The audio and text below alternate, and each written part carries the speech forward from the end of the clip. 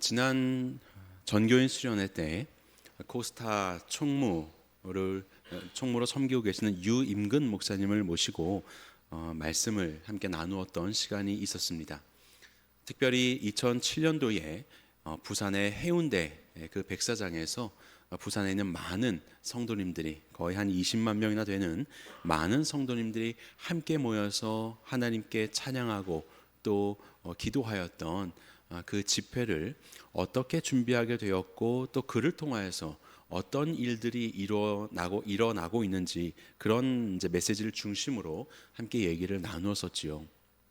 사실 그 부산의 교회와 교단을 뛰어넘어 하나님을 부르짖는 하나님의 백성들이 함께 모여서 20만이라고 하는 이 어마어마한 숫자의 사람들이 함께 모이고 그곳에서 하나님을 예배하고 또 그런 마음을 가지고 각자의 삶으로 돌아가서 이 부산시 속에서 하나님이 기뻐하시는 나라가 임하기를 간절히 바라며 그들의 삶을 드리는 그러한 모습들, 사실 이것은 굉장히 이상적이고 어마어마한 일이라고 할 수 있겠습니다. 어떻게 그런 일들을 또 생각하고 또 이루어갈 수 있는가? 아무리 하나님이 하시는 일이라고 하지만 사실 그 규모라든지 아니면 거기에 들어갈 많은 그 헌신들은 정말 우리의 생각 이상으로 큰 일이라는 것을 우리는 알고 있습니다. 그런데 그런 이상적이고 어마어마한 일들을 계획하고 특별히 젊은이들이 그것을 이제 교회에 전하며 장로님들께 또 교회에게 도움을 요청할 때에 이런 질문이 있었다라고 하는 것들을 아마 기억하실 겁니다. 그 많은 사람들이 해운대 백사장에 모이면 교통 어떻게 할 거야? 교통. 거기에 주차만 해도 완전히 이제 마비가 되는 겁니다. 교통이 마비가 되는 거예요. 그렇게 많은 사람들이 그 태양볕 속에서 모이면 중간에 누구라도 쓰러지기라도 하면 이거 큰일 나는 일입니다. 실내도 아니라 그 바깥에서 큰일 날 일이지요. 그리고 또 이 질문이 저는 재밌었어요. 오줌은 어디다 쌀 거야? 이런 내용이었죠. 도대체 그 화장실을 어떻게 설치해서 그 수많은 사람들이 그런 생리적인 것들을 잘 해결할 수 있도록 할 거야. 많은 사람들이 모이면 이동하는 것도 어렵고요. 정말로 고민할 것들이 많습니다. 그래서 이제 장로님들이 그런 질문을 하였다라는 것들을 이제 좀 재밌게 들었습니다. 교회에는 크게 두 부류의 사람이 있다고 합니다. 하나는 이상적이고 또 어마어마한 것들을 꿈꾸는 이상가, 몽상가들입니다. 그런데 어떤 이들은 현실적인 질문을 하는 실천가들이 있습니다. 그래서 좋은 이야기를 열심히 하고 있는데 한마디 하는 거죠. 그런데 그래서 고양이 목에 방울은 누가 달 거야? 갑자기 찬물을 끼얹듯이 또 때로는 대답하기가 곤란한 그런 질문들을 하시는 행동가들이 실천가들이 있는 것이죠. 어떻게 보면 몽상가와 이상가들은 뭔가 믿음이 있는 것처럼 보이고 그리고 그런 실천과 행동과 현실적인 이야기들 하는 사람들은 믿음 없이 매여 있는 사람처럼 보일 때가 있지만 사실 교회 공동체 안에는 이 두 사람 모두가 존재하며 모두가 필요하다는 것을 우리는 알아야 합니다. 하나님은 이것 사이에서의 균형을 이루게 하시며 하나님의 뜻들을 이루어 가십니다. 실천이 없는 이상은 이것은 정말로 아무것도 아닌 것입니다. 무의미한 것입니다. 그리고 이상이 없이 실천만 하려고 하는 것은 그건 역시 방향을 잃게 되는 것이지요. 그래서 우리는 함께 필요한 것이고 하나님은 교회 안에 우리 모두를 만드시고 인도하시는 것이에요. 특별히 디모데전서 5장 말씀을 통해서 우리는 디모데전서의 말씀을 통해서 이 땅의 성도로서의 또 우리가 부름받은 목자의 사명을 가진 성도로서의 우리의 자세를 살펴보고 있는데 특별히 하늘만 바라보고 있는 그런 몽상가가 아니라 땅만 쳐다보고 있는 그런 실천가가 아니라 어떻게 하면 우리 안에 균형 잡힌 시각을 가지고 하나님이 기뻐하실 이 교회의 사명을 감당할 수 있을지를 살펴보도록 하겠습니다. 먼저 교회에 필요한 균형이라는 것이 있습니다. 교회에 필요한 균형. 먼저는 이상과 현실이에요. 몽상가에 대해서, 이상가에 대해서 그들을 무능하게 생각하는 사람들, 혹은 실천가에 대해서 그들은 믿음이 없는 사람이라고 생각하는 사람들, 혹은 우리가 그런 치우침이 있을 수 있지만 그렇지 않습니다. 지난주에 강호 목사님을 통하여서 우리가 믿음이란 무엇인가의 그 말씀을 나누었습니다. 믿음은 실체를 믿는 것이다 였어요. 실체를 믿는 것이다. 하지만 실체는 보이지가 않습니다. 그렇지만 믿음을 가진 자는 이 실체를 믿죠. 어떻게 보면 굉장히 이상적이라고 할 수 있을 것입니다. 그런데 참 믿음을 가진 자는 거기에서 머무는 것이 아니라 실체가 실상이 될 때 그 실상을 통해서 실체를 확인하게 됩니다. 이것이 바로 참 믿음을 가진 사람들이에요. 믿음이 없는 사람들은 실상이 나타난다고 하여도 실체된 믿음을 발견하지 못합니다. 그것이 바로 예수님을 보았던 빌라도의 모습이었죠. 그 앞에 진리 되신 예수님이 실상이신 그분이 왔지만 그분을 통하여서 그의 실체인 하나님의 심정과 이 복음의 메시지를 그는 발견할 수가 없었습니다. 실상을 보았지만 실체를 발견할 수가 없는 겁니다. 왜냐하면 그에게는 믿음이 없었기 때문에. 진정한 믿음은 보이지 않는 실체를 바라볼 수 있는 이상적인 모습을 가지고 있지만, 진정한 믿음은 그 실체가 실상이 되게 하는 현실적인 문제 또한 가지고 있다는 것을 우리는 알아야 할 것입니다. 참된 믿음은 실체가 실상이 되게 하는 것이지요. 그러므로 인해서 믿음이 있는 자는 공허한 것이 아니라 그의 삶의 실천으로서, 행동으로서 그 믿음이 드러나게 되어 있습니다. 초대교회가 생겨납니다. 사도행전을 보면 초대교회가 이제 태동을 해서 정말로 성경 표현대로 믿는 자의 수가 많아지고 흥왕하여지면서 그렇게 어마어마한 기세로서 어마어마한 그 광풍과도 같이 초대교회가 번져나가게 되는 것을 보게 됩니다. 하나님의 나라의 이야기들과 복음의 이야기들과 성경의 놀라운 메시지들을 증거하면서 그들의 삶은 정말로 파죽지세와 같이 세상에 있는 모든 묶임과 가름이었던 그런 모든 일들 다 뛰어넘어서 그것이 사람들의 차이와 혹은 육신의 어떤 질병과 어떤 제도의 굳어짐과 상관없이 이 모든 것들을 깨고 부수고 넘어서면서 어마어마한 힘으로 이 초대교회가 시작이 되었고 전파가 되는 것을 우리는 사도행전을 통해서 보게 됩니다. 그런데 이 어마어마한 광풍과도 같은 초대교회의 사역 속에 이 교회를 분열시킬 만한 일들이 생겨나기 시작합니다. 그리고 그 일은 그렇게 큰 이상적인 교회의 그 모습 속에서 그와 걸맞은 큰 문제, 복잡한 문제, 깊은 문제가 아니라 아주 작은 문제, 아주 작은 틈을 통하여서 이 초대교회가 분열이 될 수 있는 계기가 시작이 됩니다. 그것이 무엇이었습니까? 과부를 돕는 문제였습니다. 히브리 과부들과 헬라 과부들이 있었습니다. 그들을 섬기며 돕는데 헬라 과부들이 약간 우선순위에서 밀리는 일들이 발생하자 교회가 분열되려고 하는 것입니다. 그 어마어마한 교회에, 그리고 그 이상을 품고 달려가는 교회가 제동이 걸리고 모든 사도들이 잠시 그 사역을 내려놓고 함께 힘을 합쳐서 기도하며 문제를 해결해야 되는 그 걸림이 무엇이었냐면 과부를 섬기는 문제였다는 아주 작은 문제, 바로 그 현실이었다는 것을 우리는 기억해야 합니다. 아주 작은 일이어도요, 바로 그것을 통해서 큰 일을 그르치게 될 수 있는 것입니다. 댐 하나가 무너지는 데는 아주 작은 틈 하나면 충분하다고 하지요. 그래서 우리는 이상을 말하지만 언제나 현실적인 것들을 돌아보는 바로 그러한 균형이 우리에게는 필요하고 매우 중요한 것이지요. 그래서 아가서 말씀을 보면, 아가서의 말씀은 남자와 여자의 그 사랑, 함께함에 대한 즐거움, 그 어떤 이상향적인 관계, 이런 것들을 노래합니다. 그러면서 그들이 그 즐거움을 누릴 포도원의 그 향기와 그 달콤함, 바로 그런 장소가 등장하는데 아가서에는 이런 표현이 있습니다. 우리를 위하여 여우, 곧 포도원을 허는 작은 여우를 잡으라 입니다. 작은 여우를 잡자는 겁니다. 아니, 지금 너와 나만 바라보기도 바쁜 시간에 우리의 관계와 아름다운 이 누림을 생각하기도 부족한 시간에 포도원의 결실과 향기 속에서 누리고 즐거워하는 것만 해도 이 바쁜 시간에 작은 여우를 집중하고 그것을 잡으려고 다니는 이 시간이 이게 무슨 말이냐, 지금 무슨 얘기를 하고 있는 거야 라고 하지만 그 작은 여우가 이 모든 것들을 허물 수 있다는 것을 우리는 알고 있는 것이지요. 그래서 바울은요, 편지하는 것입니다. 사도 바울이, 그 대사도가 편지 안에서 무슨 이야기를 해야 될까요?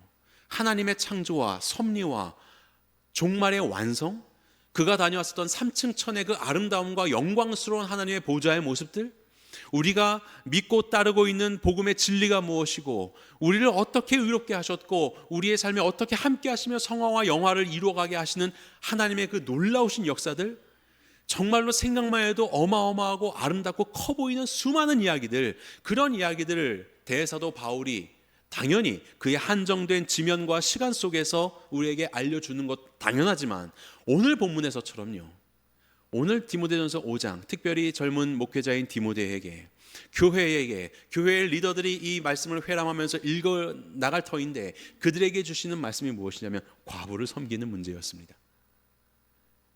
내용을 쭉 한번 읽어보시면요, 야, 교회가 과부를 섬겨야지. 그런데 진짜 과부를 섬겨야 돼. 참 과부. 누가 참 과부일까? 정말로 도움을 줄 수 있는 사람이 없는 사람들, 가족들, 친척들 살펴봐야 돼. 야, 그리고 나이도 좀 제한을 두자. 60세 이상을 좀 우리가 섬기고 60세 이하는 일할 수 있고, 혹 그의 건강함과 그의 가진 것으로 이 도움을 너무나도 당연히 여겨서 때로는 방탕과 방종과 향락에 빠질 수 있는 위험이 있어. 일단 60세 이상으로 그 기준을 두자. 어떻게 보면 굉장히 세부적이고 그런 구체적인 지침들을 바울이 써내려가고 있습니다. 크고 이상적인 것들을 말하기에도 부족한 이 시간에 그냥 그것은 알아서 하라고 좀 놔둘 만한 그런 일들조차도, 아주 작은 것조차도 바울은 신경을 쓰면서 오늘 본문에서 제시를 하고 있는 것이에요. 왜 그렇습니까? 이것이 바로 이상과 현실의 균형입니다. 아주 작은 것 속에서 우리의 이상들은 무너질 수 있기 때문에 그렇습니다. 그래서 바울은 바로 그와 같은 이상과 현실의 균형을 가진 바로 그런 모범으로서 우리 가운데 서 있고 또 우리에게 이러한 말씀을 주고 계시는 거예요. 바울의 많은 가르침들을 보십시오. 성경에 심오한 진리를 우리 가운데 증거하는 것뿐만이 아니라 교회의 분열의 위험성과 성적인 타락에 대해서, 가정의 문제에 대해서, 또 이렇게 어려운 자들을 섬기는 문제들에 대해서 매우 구체적이고 자세하고 실용적인 지침을 우리들에게 줍니다. 왜요? 중요한 일이기 때문에 그렇습니다. 복음을 증거하고 하늘인 나라의 일들을 하는 그런 어마어마한 일들도 중요하지만, 잠시 뒤를 돌아보고 우리 안에 있는 이 작은 문제들을 살필 수 있는 것, 이것이 우리의 모든 사역들을 지속적으로 행할 수 있게 하는 중요한 일이기 때문에 그렇습니다. 이상이 없는 실천, 그것은 무의미한 실천일 겁니다. 하지만 실천이 없는 이상 또한 무력하게 되는 것이죠. 우리는 이와 같은 균형을 가져야 할 것입니다. 두 번째로 우리가 가져야 할 균형은 목적과 행함입니다. 열심히 행하십시오. 하지만 분명한 목적 안에서 행해야 된다는 거예요. 돕는 것, 섬기는 것 중요한 일입니다. 하지만 눈먼 도움이 되어서는 안 됩니다. 섬김 자체만 빠져서 섬기다가 끝나서도 안 되는 것입니다. 분명한 목적이 있어야 되는 것이에요. 참 과부를 도와야 한다라고 그렇게 성경에서 표현되어 있습니다. 당시 사회에서 과부는 정말 어렵고 소외된 사람들이었습니다.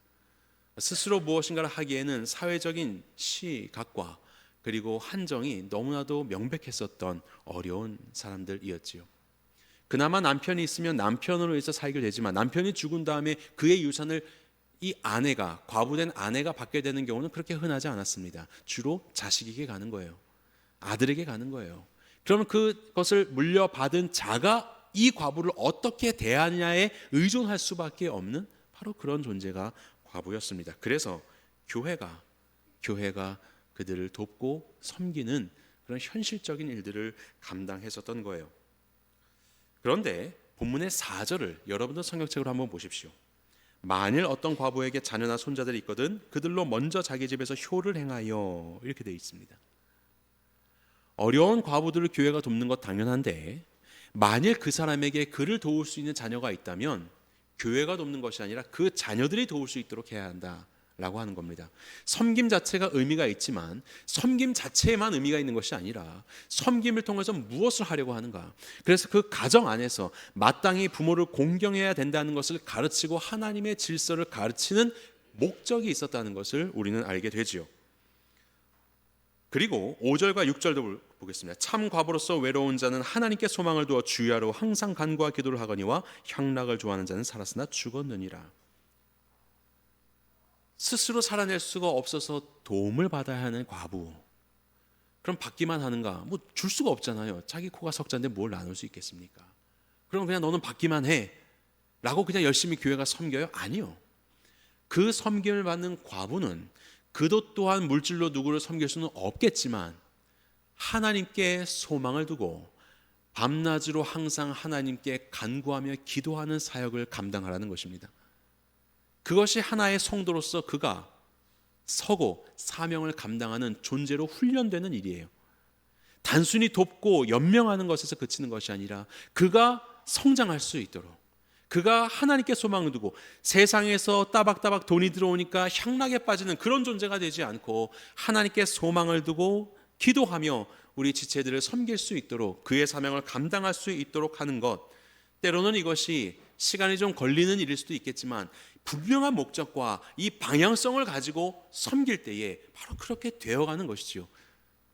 바로 이 실천의 문제는 이러한 목적을 염두에 두어야 한다는 것을, 그 균형을 가져야 한다는 것을 얘기를 하고 있는 것이에요.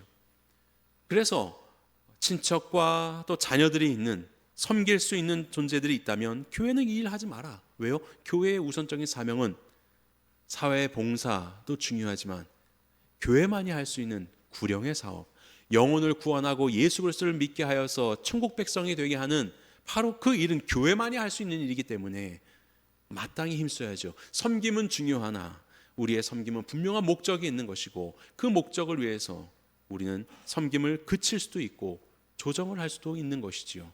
바로 그러한 목적과 행함의 균형을 말하고 있는 것이요. 그래서 우리도 교회 안에서 많은 것들을 행하면서 살아갈 때 이것이 단순히 해왔으니까 라고 하는 틀에서 굳어지는 것이 아니라 날마다 왜, 무슨 목적인가를 물어야 할 것입니다.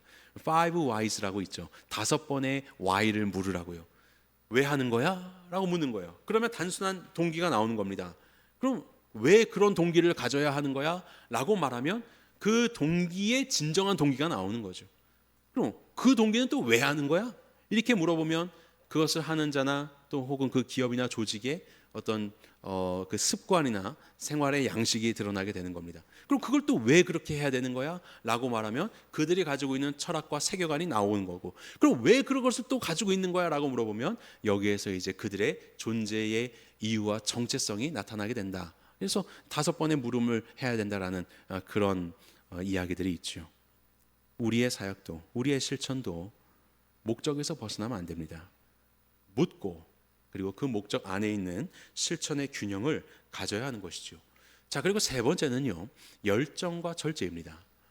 섬김을 하지만요, 열정을 다하지만요, 절제할 수 있는 균형을 가져야 하는 것이에요. 우리 16절 여러분들 성경책으로 같이 읽어볼까요? 시작. 만일 믿는 여자에게 과부 친척이 있거든 자기가 도와주고 교회가 짐지지 않게 이는 참 과부를 도와주게 하려.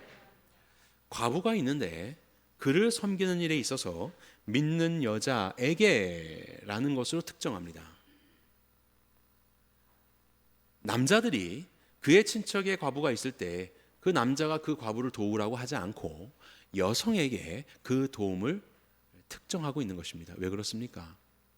좋은 뜻으로 시작된 이 섬김과 도움의 일들이 자칫하면 인간의 연약함 속에서 유혹이 되고 잘못된 길로 빠질 수 있는 우려가 있기 때문에 그렇습니다. 좋은 뜻에서 시작된 우리의 열정적인 섬김들이 이러한 절제가 없다면 할 수만 있으면 이 모든 일들을 그르치게 하려고 하는 바로 그 시간 그 장소에서 그것을 위하여 고민하며 우리를 유혹하려고 하는 사단의 세력 가운데 우리가 넘어질 수 있기 때문에 그렇습니다. 그래서 늘 돕고 섬기는 것은 중요하지만 우리는 절제할 수 있어야 합니다. 그리고 그것이 바로 하나님의 뜻을 위한 것인가 아니면 나의 감정에 의한 것인가 라는 것을 우리는 늘 물어야 하는 것이죠. 바로 그러한 균형이 교회 안에서 필요한 것이에요.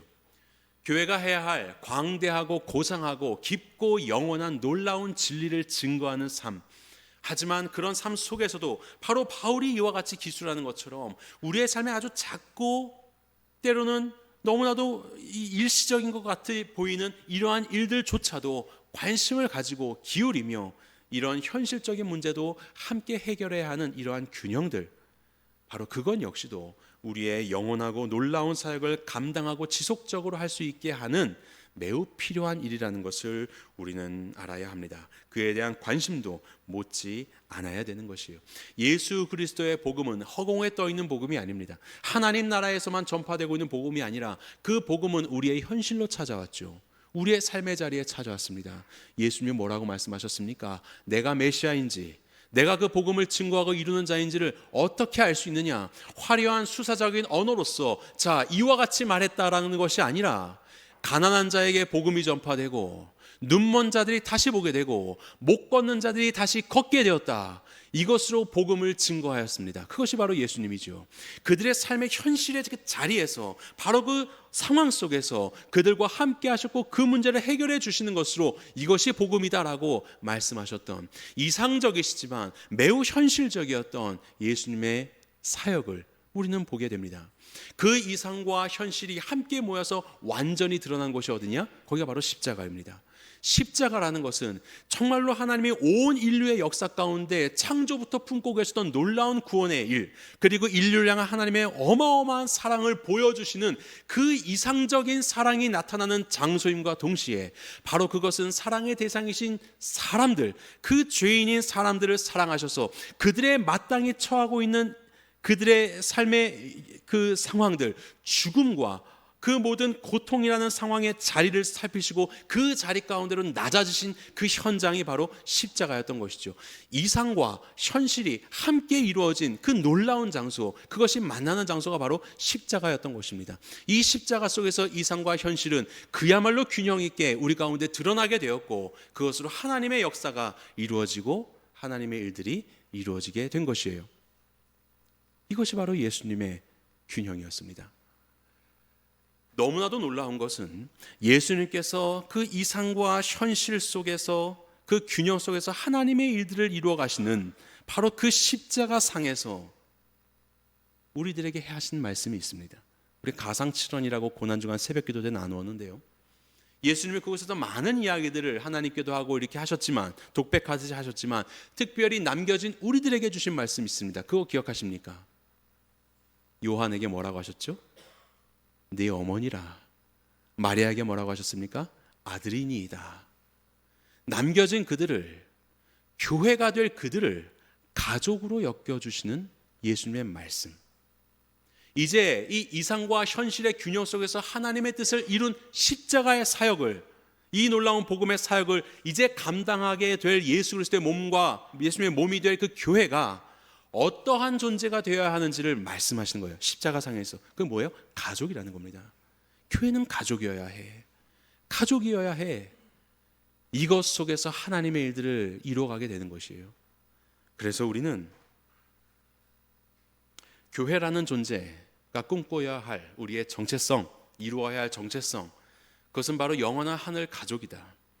그래서 우리에게 주신 이 복음 사명을 우리가 이 가족됨을 통해서 이루어 가야 한다라는 전제 속에 가족됨에 필요한 두 가지의 자세를 오늘 본문을 통해서 살펴보도록 하겠습니다. 먼저 하나님의 가족으로서 우리는 서로를 권해야 합니다. 권해야 합니다. 자, 성경 말씀 1절과 2절 같이 읽겠습니다. 시작. 늙은이를 꾸짖지 말고 권하되 아버지에게 하듯하며 젊은이에게는 형제에게 하듯하고 늙은 여자에게는 어머니에게 하듯하며 젊은 여자에게는 온전히 깨끗함으로 자매에게 하듯하라. 늙은이건 젊은이건 가족처럼 대하라, 그 말이지요. 그런데 여기 보니까 꾸짖지 말고 권하라고 되어 있는데 1절과 2절은 한 문장입니다. 헬라어로 한 문장이에요. 그래서 늙은이에 대해서 꾸짖지 말고 권하라만 끝나는 것이 아니라 젊은이에 대해서도 권하라가 함께 묶여 있습니다. 그래서 교회는 우리는 서로 다르지만 우리는 가족이고, 그리고 꾸짖는 것보다는 권하는, 바로 그러한 태도로 서로를 대하라라고 첫 번째로 우리에게 권면하고 있는 것입니다. 권하다라는 말은 무슨 말일까요? 이거 원어로는 파라클레오라는 말이에요. 파라클레오. 파라클레오는요, 아마 성역 공부하신 분들은 아실 텐데 성령님을 파라클레이토스라고 합니다. 파라클레이토스. 성령님 보혜사 파라클레이토스라고 해요. 파라 곁에서, 클레이토스 말하다 뭐 이런 뜻이거든요. 내 곁에서 말해주는 사람, 나를 위해서 변호해주는 사람, 나를 도와주는 사람, 나의 형편을 알고 그곳에서 나에게 힘을 북돋아주고 용기를 주고 격려해주는 사람, 그것이 바로 보혜사예요. 성령님이 하시는 일이에요. 그것이 바로 여기서 나오는 권하다라는 말입니다. 꾸짖지 말고 권해라 라고 하는 겁니다. 성도는 마리아 성도지 여전히 우리는 연약한 죄인들입니다. 계속해서 우리의 연약함들이 발견됩니다. 어떤 이들은 교회가 더해요 라고 하지만 아니요, 교회가 더하지 않습니다. 교회이기 때문에, 기대했기 때문에 가까이 가보니까 여전히 주름이 있고 여전히 죄악된 냄새가 나서 그냥 그렇게 생각을 하는 거죠. 여전히 우리는 부족함들이 있지요. 하지만 그렇기 때문에 그것을 비난하고 정죄하는, 그렇게 힐난하고 꾸짖는 그것이 아니라 우리는 권해야 한다. 이것을 드러내는 것이 우리의 목표가 아니라 평생을 거쳐서 싸워가고 있는 우리 성도의 연약한 문제 속에서 우리는 그것을 감싸주고 회복시키는 데에 함께 나아가는 것이죠. 그것을 지적하고 드러내는 것이 아니라 그것이 회복되어 갈 수 있도록, 그래서 예수 그리스도를 닮아갈 수 있도록 돕는 것이 우리의 서로 된 역할이지 않습니까? 그것을 바로 권하다라고 그렇게 표현하고 있는 것입니다. 그와 함께하는 자리, 그와 함께하는 마음, 이것을 강조하는 것입니다. 나는 그렇지 않고 너는 그래 라고 드러내고 꾸짖는 것이 아니라 그것을 권하여 함께 해결할 수 있도록 그렇게 옆에서 말해주고 격려해주고 용기를 주고 회복될 수 있도록 돕는 것을 바로 권하다라고 하는 거예요. 사람은요, 우리는요, 죄인이어서 꾸짖는다고 바뀝니까? 드러낸다고 아이고 잘하겠습니다 그럽니까? 아니요. 말은 그러지만 속으로는요 전혀 다른 변명과 나도 기회만 봐서 똑같이 해야지, 이런 마음이 우리 안에 있잖아요. 이것이 에덴 동산에서 범죄하였었던, 그 변명하였었던 인간의 모습 아닙니까? 그 우리의 모습 아닙니까? 늙은이를 꾸짖지 말라, 어르신들에게 아이고 좀 잘 좀 해보세요, 이걸 왜 이렇게 생각하세요, 이걸 왜 이렇게 하셨어요 라고 말하면 아이고 내가 잘못해서 몰라서 그랬어 라고 말하지만 속으로는 뭐라고 해요? 나는 젊어 봤는데 너는 늙어 봤냐? 이 이야기 하는 거 아닙니까? 난 알아, 난 살아왔어, 난 젊어 봤는데 넌 늙어 보지 않았잖아, 넌 나를 몰라, 난 너를 알지만. 절대 꺾어지지 않습니다. 젊은이들을 꾸짖는다고 생각해 보십시오. 그럼 젊은이들이 한 수 배우겠습니다, 말은 그렇게 하지요. 하지만 속으로는 뭐라고 합니까? 시대가 변했습니다 어르신, 옛날하고는 달라요, 이런 말을 하면서 변명하는 것이 인간이지 않겠습니까? 꾸짖는다고 변화되지 않죠. 정죄와 비난이 아니라 권하는 마음으로. 가족입니다. 네 문제 내 문제가 아니라 가족이면 우리의 문제예요. 함께 해결하기 위해서 예수님이 그러셨습니다. 책망하셨습니까? 꾸짖으셨습니까?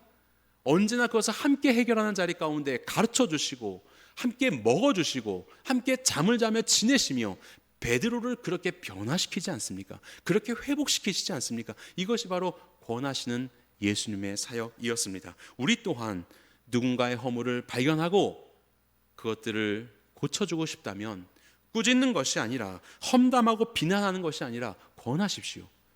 파라클레오 하십시오.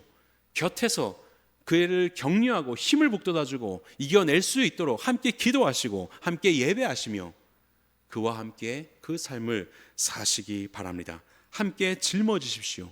바로 그러한 가족 공동체가 될 때 우리는 그 아름다운 균형 속에서 주님 나라의 일을 감당할 수 있게 될 것입니다. 두 번째로 우리에게 말씀하십니다. 그것은 바로 존대하라는 것입니다. 존대하여라. 자, 3절 말씀 시작. 참 과부인 과부를 존대하라. 존대하다라는 이 말은 티마오라는 말을 가지고, 티마오, 이것은 그를 가치 있게 여기다, 그의 가치를 그 가치대로 존중하다, 이런 뜻을 가지고 있습니다. 성경 쭉 5장을 쭉 내려가시면 밑에는 장로들에 대한 이야기가 나오는데, 과부에 대한 이야기가 한참 있고 장로들의 얘기가 짧게 나오는데, 장로들을 존경하라 이렇게 표현되어 있습니다. 그 존경하가 티마오입니다. 똑같은 말을 쓰는 겁니다. 교회 안의 장로들은 단순히 이 교회뿐만이 아니라 이들의 배경이었던 유대교 안에서도 그 교회 안의 장로들, 오늘로 따지면 이제 목회자라고 할 수 있는데요, 그 사람들에 대한 존경은 이것은 당연한 것이었습니다. 그 공동체 안의 장로들에 대한 존경의 마음은 당연한 것이요. 그는 아주 가치 있는 사람이었어요. 그것처럼 과부도 똑같이 가치 있게 여기라는 말입니다. 과부는 사회적으로 보았을 때 아무 힘이 없는 연약한 자들, 어느 누구도 그 무리 속에서 가치 있고 중요하게 생각하지 않는 그런 아주 작은 존재라고 생각하는 것이 당시의 통념이었지만, 교회는 그래서는 안 된다. 그 사람에 대해서 나의 가족이라고 여기며 그를 목회자 혹은 장로들에게 대하듯 똑같이 존대하라, 그를 그렇게 귀하게 여기라고 말하고 있는 것이에요. 여기는 재정적인 후원도 암시되어 있습니다. 교회에 가르치는 자들과 함께 좋은 것을 나누는 것, 그래서 소에게, 곡식을 터는 소에게 입에 망을 씌우지 않고 그가 먹을 수 있는 것을 먹는 것, 일꾼이 마땅히 그가 받아야 할 삭슬 받는 것, 바로 똑같은 이야기입니다. 교회의 어른들 혹은 교회의 장로들, 교회의 목회자들을 섬기는 것, 우리에겐 기쁨이지요. 그래서 그 섬김으로 인해서 또 하나님께도 기쁨이 되고 나에게도 즐거움이 되는 것이 당연한 거지요. 바로 그와 같은 마음으로 교회 안의 과부들을 똑같은 마음으로 섬기라는 겁니다. 적선하지 않는 것이 아니라 교회에 귀하고 가치 있는 자를 섬기는 것 같은 마음으로 그렇게 우리의 이웃과 이 가족을 돌보라라고 하는 것이에요. 왜요? 그는 그만큼 가치가 있는 존재이기 때문에. 왜요? 그는 하나님의 형상대로 지음받은 자이기 때문에 그렇습니다. 마땅히 가치 있는 존재로 여겨야 되는 것이에요. 교회 안에 사람의 생각에서는 얼마나 다양한 사람들이 구성되어 있습니까? 사회적인 지위도 다르고, 우리의 교육의 수준도 다르고, 또 우리의 신앙의 색깔도 다르고, 우리가 살아가는 어떤 문화적인 이 모습들도 많이 달라요. 어떤 자들은 정말로 어떤 모습이 고상하고 나랑은 결이 잘 맞는 것 같은 사람들도 있지만, 어떤 사람들은 그 말하는 것이 너무 천박해 보이고 나랑은 결이 안 맞아서 조금 멀리하고 싶은 사람도 있을 수 있습니다. 다양한 무리들이 교회 안에는 있습니다. 하지만 우리는 서로를 존귀하게 여겨야 합니다. 하나님의 형상대로 지음받은 가치가 있는 자들이기 때문에 그렇습니다. 여러분들이 예배하기 위해서 함께 모여 주님을 예배하지요. 하나님의 가치를 인정하며 올려드리죠. 이것을 예배라고 합니다. 그것처럼 하나님의 형상을 가진 그 가치 있는 존재를 세상에 있는 기준이 아니라 하나님이 주시는 마음으로 그를 존귀하게 여기는 것, 이 또한 예배라는 사실을 기억하시기 바랍니다. 우리 교회 안에서는 세상에서 말하는 어떤 사회적인 지위의 차이나 배움의 정도의 차이나 직업의 어떤 귀천의 차이를 넘어서서, 문화적인 어떤 생활의 양식의 모습을 넘어서서 정말로 서로를 귀히 여기고 존대히 여기는, 하나님의 형상을 알아보고 그 가치를 가치답게 인정해주는 바로 그런 존대히 여기는 실천이 우리 교회 안에 가득히 넘쳐나기를 간절히 소망합니다. 이러한 균형이 교회 안에 필요합니다. 이것은 서로를 가족이고 확장된 나라는 것으로 인식할 때에 이러한 마음들이 일어나는 것이고 지속될 수 있게 되는 것이에요. 바로 그래서 빌립보서는 우리에게 이와 같이 권면합니다. 같이 읽겠습니다. 시작. 아무 일에든지 다툼이나 허영으로 하지 말고 오직 겸손한 마음으로 각각 자기보다 남을 낮게 여기고 각각 자기 일을 돌볼 뿐더러 또한 각각 다른 사람들의 일을 돌보아 나의 기쁨을 충만하게 하라. 사람은 기본적으로 높아지려고 합니다. 높아지기가 힘들면 남을 낮추는 것으로 상대적으로 나를 높아지고 인정받고자 하는 마음들이 우리 안에 있습니다. 그렇기 때문에 성경은 말하는 거예요. 똑같이 여기면 안 돼요. 똑같이 여기면 어느 순간 내가 올라갑니다. 그래서 남들을 나보다 더 낮게 여기는 거, 언제나 더 섬기고 낮아지는 거, 바로 이것이 우리에게 필요한 자세인 것이에요. 그 마음으로 존대하고 그 마음으로 권하며 함께하는 마음을 갖게 되는 것입니다. 그것으로 자기 일을 돌보분들어 다른 사람의 일을 돌보아 다른 사람, 그냥 나와는 상관없는 사람이 아니라 내일 돌보듯이 그를 돌보는 마치 가족과도 같은 그런 공동체를 이루어가는 모습으로 하나님의 기쁨을 충만하게 하는 것, 그것이 바로 이상과 현실을 십자가 가운데 이루셔서 하나님의 기쁨이 되시던 예수님의 십자가의 사역을 본받아 이 땅에 남겨진 교회가 가족이 되어서 하나님을 기쁘시게 하는 우리의 사역 가운데 필요한 자세인 것입니다. 가족이 되는 것입니다. 서로를 꾸짖는 것이 아니라 함께하고 회복시키시려는 권하는 성도가 되십시오. 서로를 나누고 분리하는 것이 아니라 존귀하게 여기시는 것으로 하나님을 예배하시고 하나님을 찬양하시는 교회가 되시기를 바랍니다. 바로 그러한 마음으로 하나님의 가족으로서 서로의 다름과 차이를 발견할 때에도 오히려 귀히 여기는 마음으로 하나가 되는 균형 속에서 우리를 통하여 예수 그리스도의 십자가의 사역을 더욱더 풍성하게 이루어 가실 하나님께 영광과 기쁨을 올려드리는 새누리의 모든 가족이 되시기를 주님의 이름으로 간절히 축원합니다.